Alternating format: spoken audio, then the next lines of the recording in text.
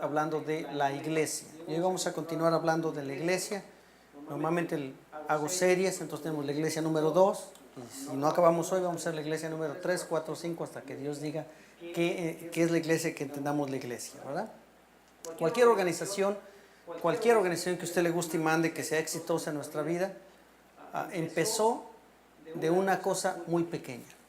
Si hablamos de gigantes como por ejemplo Microsoft, Apple, Ford Motor Company, este tipo de compañías que son muy grandes ahora, empezaron en una cosa bien pequeñita. Muchas veces nos olvida que ellos empezaron en un garage, empezaron en una oficinita, empezaron con algo muy pequeño y después no tenían recursos, pero ahora se hicieron compañías muy grandes, muy importantes. Y la historia de la iglesia es bien similar, porque la iglesia empezó con bien poquitos. La historia de la iglesia empezó igual, empezó con una cosa muy pequeña, empezó con una cosa sin recursos. 120 personas, que pues ya quisiéramos nosotros 120 personas aquí, pero 120 personas empezaron y 120 personas hicieron el cambio en todo el mundo. Es increíble, pero empezaron con cosas muy, muy pequeñas. Y la única diferencia entre las organizaciones grandes y la iglesia es que los recursos de esas organizaciones salieron de su trabajo, salieron de su esfuerzo, salieron de que ellos se empeñaron en hacerlo. Los recursos de la iglesia salieron de la bendición del Espíritu Santo. Los recursos de la iglesia salieron de Dios, no salieron del esfuerzo de los hombres. El esfuerzo vino por lo que Dios les dio. Esta semana iniciamos la semana con una noticia muy difícil. La hija de Gladys, el lunes, le detectaron como un tumor, no sé qué le detectaron, pero la cara se le empezó a desfigurar a la niña tiene 13 años, se le empezó a desfigurar la cara, la llevaron al hospital inmediatamente.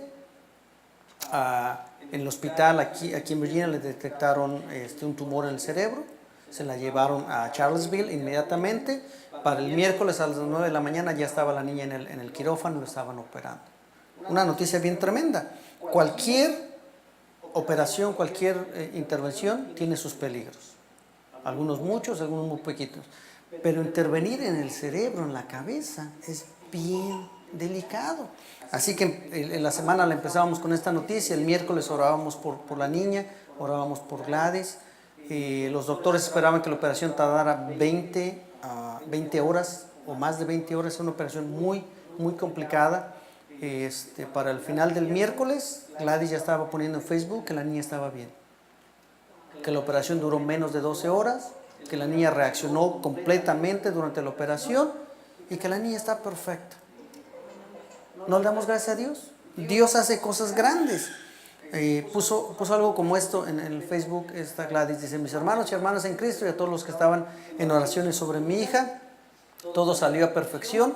Hay buenas noticias en estos momentos. Los doctores le llaman fuerza magnética. No sé qué quiso decir con eso, por eso fue lo que puso. Pero ahí hubo un Dios de victoria que hizo la operación. Amén. La iglesia, cuando ora, hay respuesta. Dice Gladys: si todo va bien por el momento, gracias de corazón por querer a mi hija mucho. Comparto mi felicidad con todos ustedes. Les amo en el Señor. Nosotros decíamos el miércoles: ¿qué se siente tener una hija en el quirófano? No sé. Que le estén abriendo la cabeza, no sé. Pero como iglesia nos unimos, oramos y el Señor contestó. Amén. Entonces, la iglesia, decíamos el domingo pasado, la iglesia es el cuerpo de Cristo. Y como cuerpo, todos nos dolemos entre todos, unos por otros, oramos por otros. Y la iglesia, como cuerpo, no puede existir si no tiene un espíritu. Entonces necesita el Espíritu de Dios. El cuerpo de Cristo necesita el Espíritu de Dios para ser el cuerpo de Dios. Y si la iglesia tiene el Espíritu de Dios, entonces la iglesia debe de usar los dones de Dios. No podemos pensar que vamos a usar nada más mis habilidades, sus conocimientos. Tenemos que usar lo que el Espíritu Santo nos dé. Si no usamos lo que el Espíritu Santo nos da, simplemente somos una organización como cualquier otra, que estamos poniendo nuestro mejor esfuerzo y que tal vez vamos a ser exitosos si nos empeñamos en lograrlo. Pero la iglesia tiene que ser exitosa en base a lo que el Espíritu Santo dirija en la iglesia. De otra manera no hay éxito en la iglesia. Amén. Acompáñenme por favor a Hechos capítulo 2 versículo 1 al 4. Les decía la semana pasada que vamos a empezar a estudiar el libro de los Hechos. nos vamos a ir brincando un poquito porque el libro de los Hechos es mucha historia y a veces la historia como que no nos gusta mucho, pero nos vamos a ir brincando un poquito la historia. Pero vamos a leer en Hechos 2, capítulo 2, versículos del 1 al 4, dice así: cuando llegó el día de Pentecostés, estaban todos unánimes, juntos, y de repente vino del cielo un estruendo como de un viento recio que soplaba, el cual llenó toda la casa donde estaban sentados. Y se les aparecieron lenguas repartidas como de fuego, asentándose sobre cada uno de ellos. Y fueron todos llenos del Espíritu Santo y comenzaron a hablar en otras lenguas, según el Espíritu les daba que hablasen. No sé si usted alguna vez se ha imaginado esta escena, pero es una escena caótica. Imagínese 120 personas que de repente empiezan a hablar en voz alta, cada uno en un diferente idioma, cada uno en un diferente dialecto. Pero la palabra de Dios dice que todos entendieron lo que ellos decían. Parecía como algo sin sentido, pero dice ahí que el Espíritu les daba que hablasen. No hablaban lo que ellos querían, no hablaron lo que se les vino a la mente, no hablaron porque como el de al lado estaba hablando, pues yo también voy a hablar. El Espíritu les dio que hablasen. Entonces, ¿qué tenía esa iglesia para empezar? Tenía un solo espíritu. No eran montones de espíritus, no eran montones de idiomas, era un espíritu que le daba a cada uno que hablara lo que tenía que hablar. Bien interesante. Después de que Jesús fue llevado al cielo, los apóstoles, los discípulos que quedaron, por 10 días se fueron al templo a orar. Estaban unánimes, orando, y algo impresionante pasó. Los 120 empezaron a hablar en diferentes idiomas y dialectos, pero solamente había un espíritu. Entonces, lo primero que vamos a ver hoy es ¿qué es el Espíritu de Dios? ¿O qué es el Espíritu Santo? Lo hemos oído por todos lados, todo el mundo habla de eso. Las iglesias se han dividido, algunos que se hablan en lenguas, otros que no hablan en lenguas, otros que hablan un montón, otros que hablan poquito. Pero antes de llegar allá, ¿qué es el Espíritu Santo? ¿Quién es el Espíritu Santo? Vamos a ver un poquito. Nosotros conocemos y creemos que Dios ha existido y que son 3 personas, desde siempre ha existido: Dios Padre, Dios Hijo, Dios Espíritu, y que cada persona es completamente Dios y que los 3 son un solo Dios. Creemos que hay un solo Dios. Esto lo conocemos como la Trinidad. Entonces, ¿el Espíritu Santo qué es? Una persona de la Trinidad. El Espíritu Santo es parte de Dios, es Dios. Amén. Acompáñenme a Isaías 48, 16, por favor.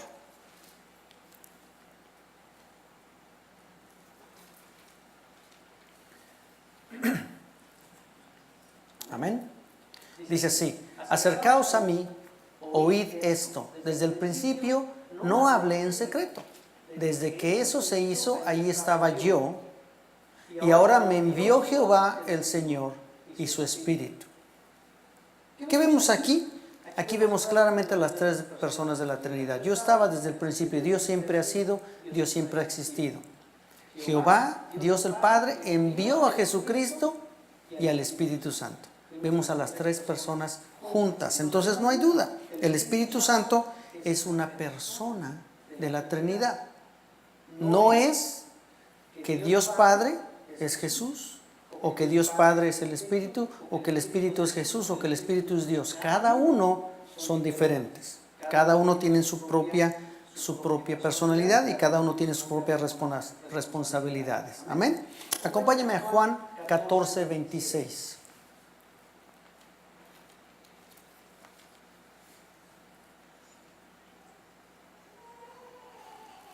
Juan 14, 26 dice así: mas el Consolador, el Espíritu Santo, a quien el Padre enviará en mi nombre, Él os enseñará todas las cosas y os recordará todo lo que yo os he dicho. El Consolador, el Espíritu Santo, primera persona, a quien el Padre enviará. Vemos a Dios Padre ahí. Él os enseñará todas las cosas y os recordará lo que yo os he dicho, dice Jesucristo. Aquí vemos las 3 personas nuevamente en este pasaje. Y como ese, hay muchos otros pasajes. Entonces, claramente vemos al Espíritu Santo actuando como una persona sola. ¿Estamos de acuerdo? Además, en este pasaje tenemos un artículo que dice el Espíritu Santo. No es un espíritu, no es un poder, no es una fuerza, es el Espíritu de Dios. Es una persona como Dios, como Jesucristo. Dios, el Padre, no es Jesús. ¿Por qué? Porque Jesús intercede por nosotros delante del Padre. Entonces tienen que ser dos. Dios no puede ser el Espíritu, porque Dios mandó al Espíritu. Tiene que ser separado, no puede ser lo mismo. El Espíritu no puede ser Jesucristo, porque Jesucristo dice que el Espíritu nos va a recordar lo que Jesucristo nos enseñó. Tienen que ser separados. ¿Estamos de acuerdo? Por lo tanto, Dios es tres personas. Cada persona es totalmente Dios y los tres son un solo Dios. ¿Qué tenía la iglesia que leíamos ahí en Hechos? Cuando vino el Espíritu Santo, tenían un solo espíritu. Estaban unidos. Dice que fueron unidos y oraban durante los 10 días que estuvieron orando, y vino el Espíritu y les dio conforme el Espíritu quería que ellos hablasen. ¿Estamos de acuerdo? Si tenemos un espíritu, si tenemos un solo Dios, si somos un cuerpo, debemos de ser una iglesia. No podemos estar divididos. Hay cosas que a lo mejor nos marcan bien claro en diferentes iglesias. La liturgia, decíamos el miércoles, el orden del programa. Algunos inician con una oración, algunos cultos algunas iglesias inician con música y después ya viene la oración. Algunos pasan el plato de la ofrenda, nosotros no pasamos el plato de la ofrenda. Cada uno hacemos el servicio diferente. Pero la doctrina, lo que nosotros creemos, debe de ser lo mismo. No podemos cambiarlo. ¿Estamos de acuerdo? Acompáñame a Efesios 4, del 4 al 6.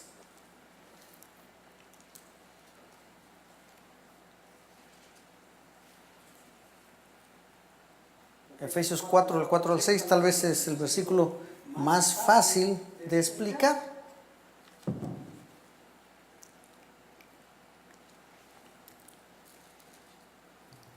Dice así: un cuerpo y un espíritu, como fuisteis también llamados en una misma esperanza de vuestra vocación. Un Señor, una fe, un bautismo, un Dios y Padre de todos, el cual es sobre todos, por todos y en todos. Este versículo no necesita explicación. Claro dice que es un Señor, que es una fe, que es un bautismo, que es un Dios y un Padre, todos juntos en un cuerpo. ¿Quién es ese cuerpo? La iglesia, el cuerpo de Cristo. No sé si usted algún día haya intentado esto, pero si lo intentó, al ratito que salgamos platicando me dice cómo le fue. Usted se levantó en la mañana y le dice a su esposa: mira, hoy tú te llevas mis manos y yo me llevo tus manos. Y se intercambiaron las manos. ¿Alguna vez ha intentado usted hacer eso? Eso es imposible. No se puede. No se puede. Los miembros del cuerpo no se pueden separar. Son el cuerpo. Tiene que estar juntos. En el momento que un miembro se separa, si usted se corta un dedo, pues el miembro empieza a morir. Del momento que el miembro no está unido, empieza a morir. No se puede dividir el cuerpo. Usted no puede decir en la mañana, aunque todos quisiéramos, la mitad que se vaya a hacer una cosa a la izquierda y la otra mitad que se va a hacer la otra a la derecha, quisiéramos tener, no se puede. Todos debemos en la iglesia, de la misma manera, creer en un mismo Dios. No podemos estar separados. ¿Cuándo empezamos a ser parte de la iglesia? No cuando entramos en estas cuatro paredes. Cuando aceptamos al Señor Jesucristo. ¿Quién es el cuerpo de Cristo? Todas las personas en todo el mundo que han creído en el Señor Jesucristo inmediatamente vinieron a ser parte del cuerpo de Cristo. Si usted se reúne aquí con nosotros o no, usted sigue siendo parte del cuerpo de Cristo, porque usted ha aceptado al Señor Jesucristo y tenemos un solo Dios. No hay división.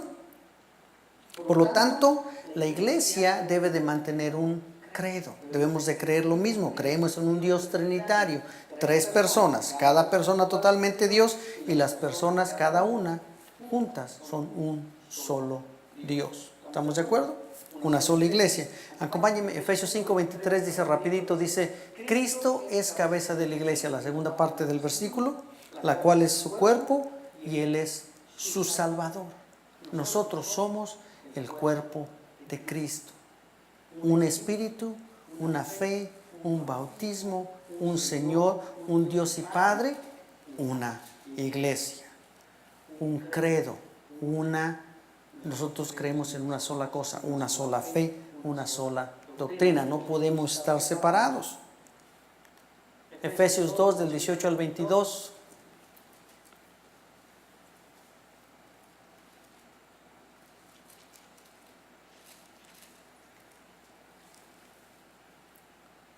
Dice así, porque por medio de Él, los unos y los otros tenemos entrada por un mismo Espíritu al Padre.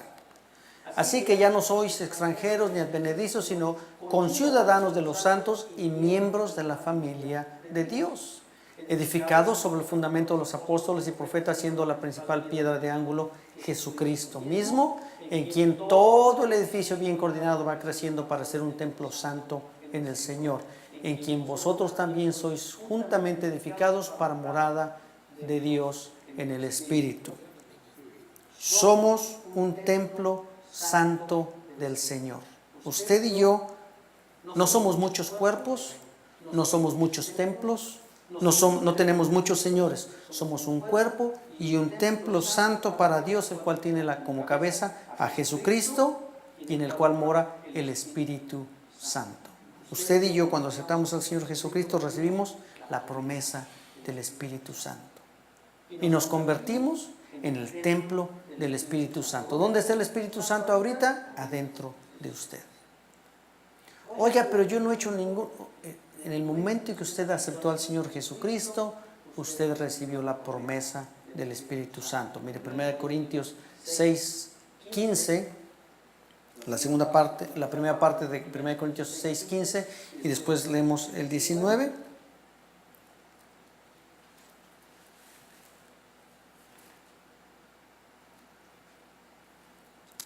Dice así, ¿no sabéis que vuestros cuerpos son miembros de Cristo? Nosotros somos miembros de Cristo.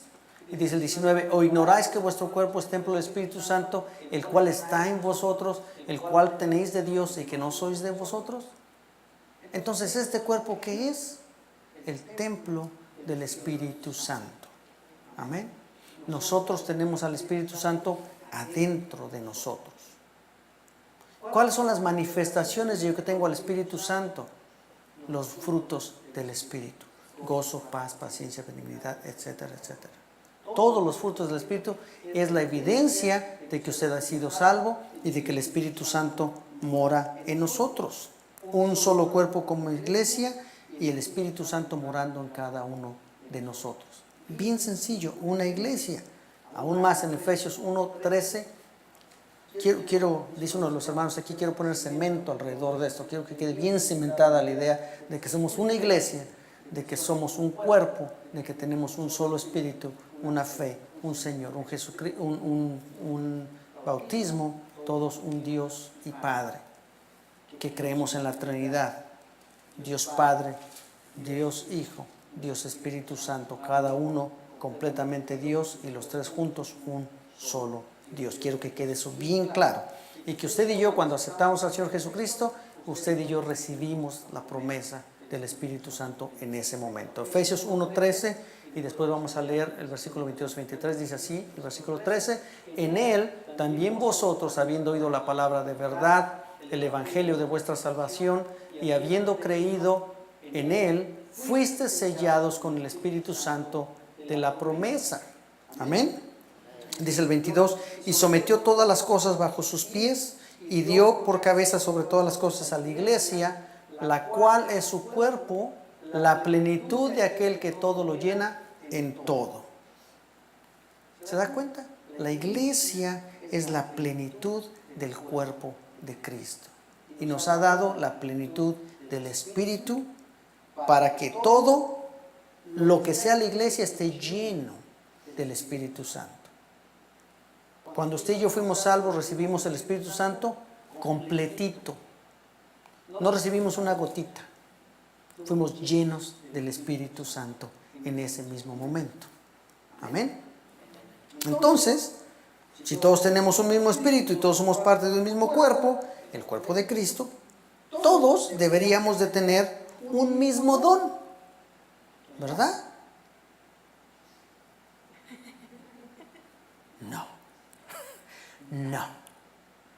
Somos un cuerpo en Cristo, tenemos un mismo espíritu, pero así como un cuerpo tiene muchos miembros, tiene muchas funciones, no podemos todos tener un mismo don. No se puede. Cada uno debe tener diferentes dones. Mira, acompáñame a 1 Corintios 12, del 4 al 12.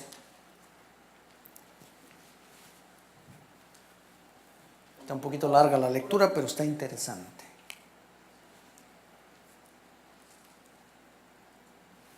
Dice así: ahora bien, hay diversidad de dones, pero el Espíritu es el mismo. Nuevamente, un solo Dios, un solo Espíritu, pero hay muchos dones. Y hay diversidad de ministerios, pero el Señor es el mismo. Todos servimos en diferentes áreas, pero servimos al mismo Señor. Y hay diversidad de operaciones, pero Dios, que hace todas las cosas en todos, es el mismo. Acabamos de ver nuevamente el Espíritu, el Señor y Dios. Tenemos a los tres. Pero a cada uno de nosotros le es dada la manifestación del Espíritu para provecho. ¿Para provecho de quién? Para provecho de la iglesia. Porque a ese es dada por el Espíritu palabra de sabiduría, a otro palabra de ciencia según el mismo Espíritu, a otro fe por el mismo Espíritu, a otro dones de sanidad por el mismo Espíritu, a otros el hacer milagros, a otro profecía, a otro discernimiento de espíritus, a otro diversos géneros de lenguas y a otro interpretación de lenguas. Pero todas estas cosas las hace uno y el mismo Espíritu, repartiendo a cada uno en particular como Él quiere. Porque así como el cuerpo es uno, tiene muchos miembros, pero todos los miembros del cuerpo, siendo muchos, son un solo cuerpo, así también Cristo.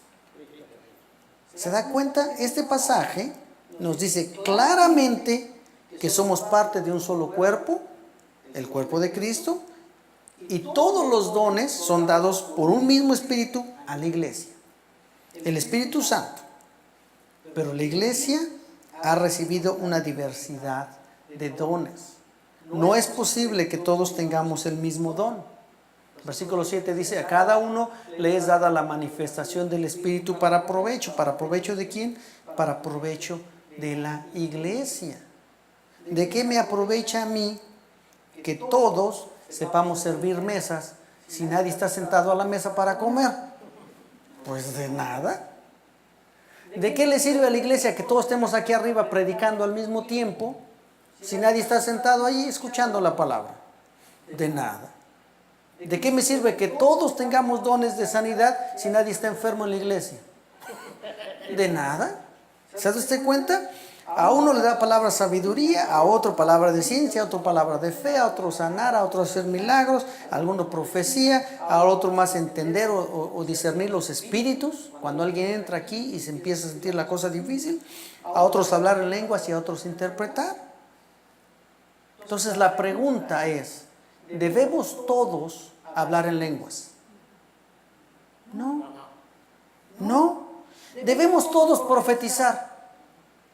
No. ¿Qué debemos tener como iglesia entonces? Debemos de tener diversidad de dones. El cuerpo humano tiene un diseño espectacular. Que nos lo diga Linet, que ahora tiene su pequeño bebé. De la nada, un bebesote. ¿Ah? Espectacular.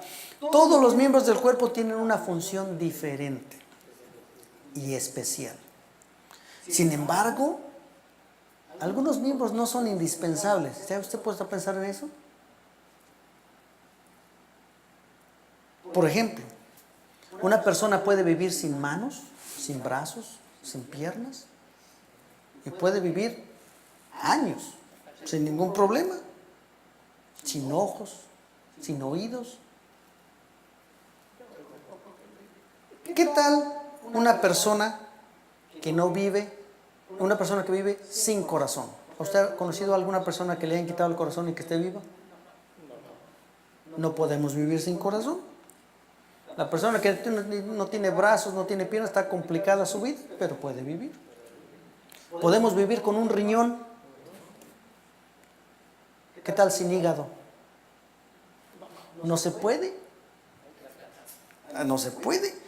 Entonces, el cuerpo puede vivir sin algunos miembros, pero algunos son indispensables. La iglesia, que es el cuerpo de Cristo, podemos usar la misma comparación en la iglesia. De la misma manera, ¿una iglesia puede vivir sin diáconos? Claro. No hay ningún problema. ¿Es posible que la iglesia funcione sin un pastor? Tal vez no. Se pone complicada la cosa. ¿Quién va a guiar a la iglesia? ¿Quién va a dar la palabra? ¿Es posible que la iglesia funcione sin música?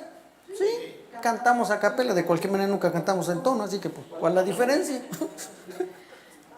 Lo importante es cantar.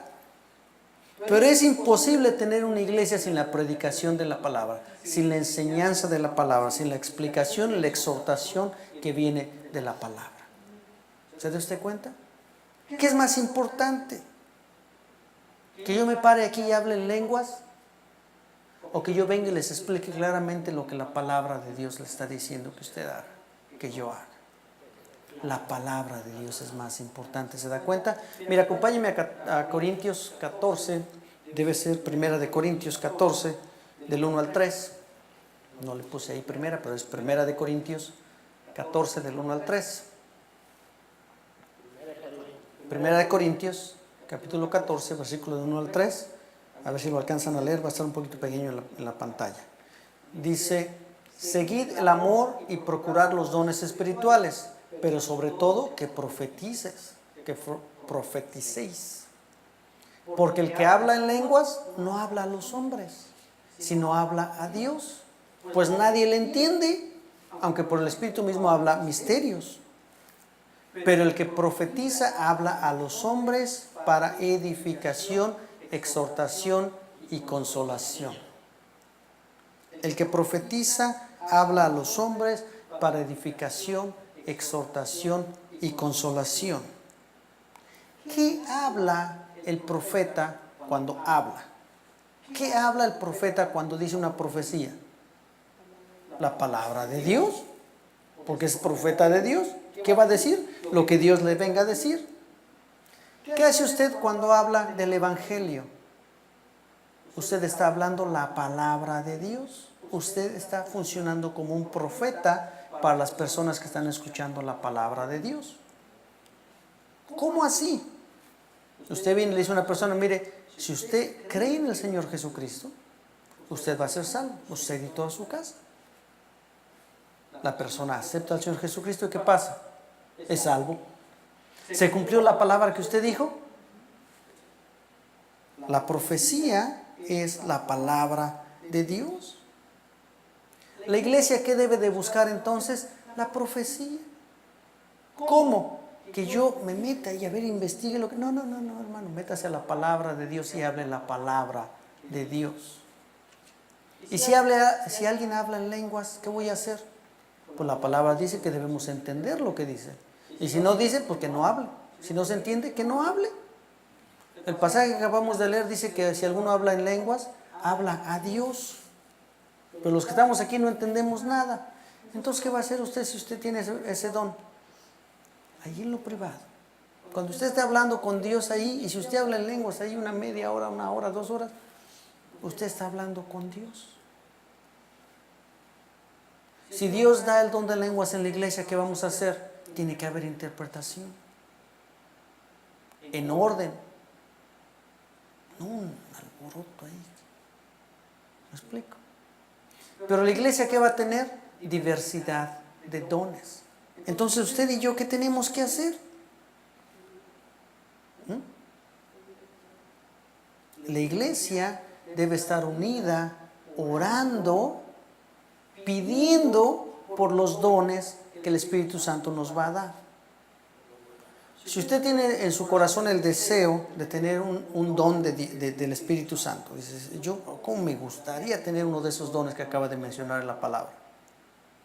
Y usted nunca se involucra en el servicio en la iglesia, usted nunca lee su palabra, usted nunca ora, pues usted no va a levantarse un día con un don del Espíritu Santo. Oye, el Señor ya me llama. No. Si usted se involucra en el servicio, si usted busca de Dios todos los días, si usted se mete en la palabra de Dios, si usted está orando todos los días, usted va a necesitar los dones de Dios para seguir haciendo lo que ya está haciendo. Y el Espíritu Santo, que da a todos como a Él le da la gana, le va a dar a usted lo que usted necesita para seguir sirviendo en la iglesia. Así como oramos por Gladys unos por otros, oramos porque sanara a su hija, así debemos de seguir unidos orando por la iglesia, para que Dios nos dé en la iglesia los dones que la iglesia tiene que usar.